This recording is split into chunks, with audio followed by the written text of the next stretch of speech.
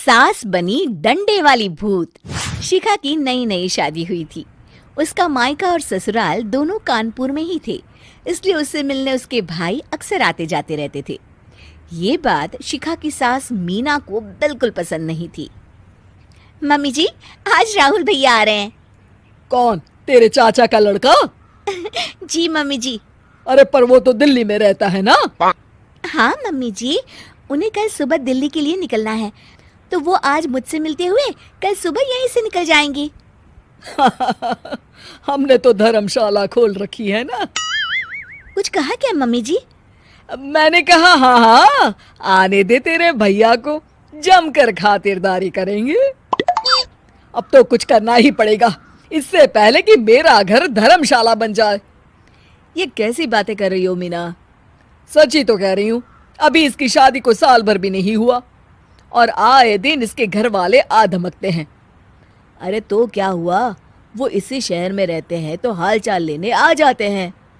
इस बार मैं उनका हाल और चाल दोनों ही बिगाड़ दूंगी। अब बहुत हो गया जी। अरे ये कैसी बातें कर रही हो, हे भगवान। बस आप तो देखते जाइए।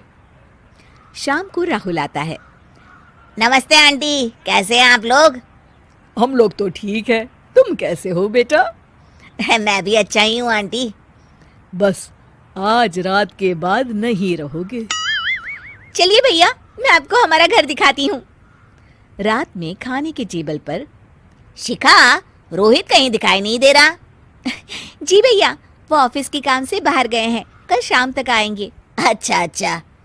बेटा, क्या तुम भूत प्रेत में मानते हो? नहीं नहीं आंटी जी, पर अचानक आपको ये ख्याल कहाँ से आ गया? पता नहीं क्यों, कभी कभी मुझे लगता है जैसे रात के समय बैठक में कोई घूमता रहता है। ये आप क्या कह रही हैं मम्मी जी? हाँ, तुम लोग घबरा ना जाओ, इसलिए मैंने आज तक इस बारे में कुछ नहीं कहा। ये आपका वहम होगा आंटी जी, ऐसा कुछ नहीं होता। हो सकता है। चलो अब मेरा सोने का टाइम हो गया है तो चलती हूँ मैं। शिखा बेटा, राहुल के सोने की व्यवस्था वहीं दीवान पर कर देना। जी पापा जी। अब चलिए भी। अच्छा, तो बैठक में सोने वाले हैं साहबजादे। क्या बड़बड़ा रही हो?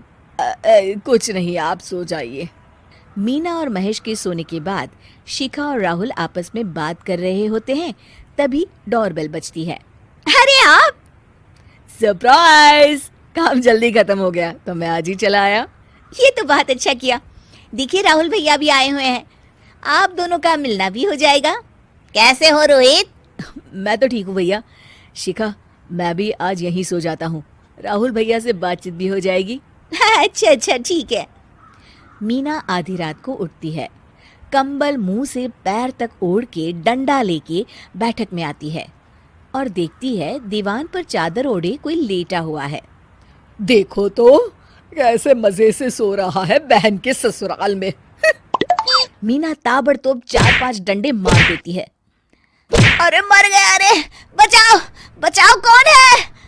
मीना जल्दी से अपने कमरे में भाग जाती है।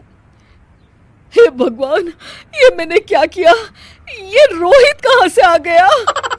लगता है ये नालायक राहुल मेहमानों वाले कमरे में सो गया होगा। आज तो इसकी खैर नहीं।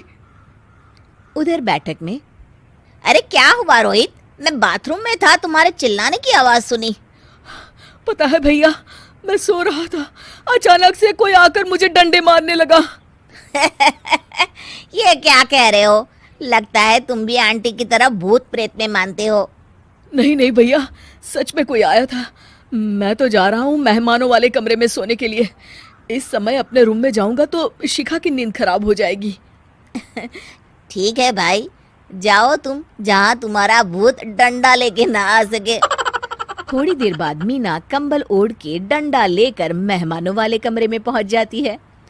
वो बिस्तर पर सोए रोहित को फिर डंडों से मारने लगती है। अरे मर गया, अरे मर गया। तू भूत प्रेत में नहीं मानता ना, ये ले अब डंडे खा। हैं? ये तो माँ की आवाज है। रोहित कंबल खींच देता है। बेटा तू अरे ये क्या कर रही हो माँ? मार मार के मेरा भरता बना दिया आपने।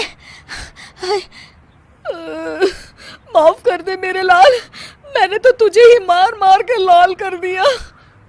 मैं तो उस राहुल के बच्चे को सबक सिखाना चाहती थी। राहुल भैया को? हाँ बेटा, मुझे लगा अगर उसे डंडे मारूंगी तो शिखा के मायके वाले यहाँ आना छोड़ देंगे। हे भगवान, माँ ये घर शिखा का भी है, उसके घर वाले जब चाहे आ सकते हैं।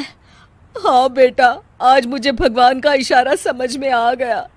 मैं कितना गलत करने चली थी और अपने ही बेटे को चोट पहुंचा दी। अब चुपचाप जाके सो जाओ माँ, और किसी को कुछ बताने की जरूरत भी नहीं है। शिक्षा दूसरों का बुरा चाहने वालों के साथ भी बुरा ही होता है।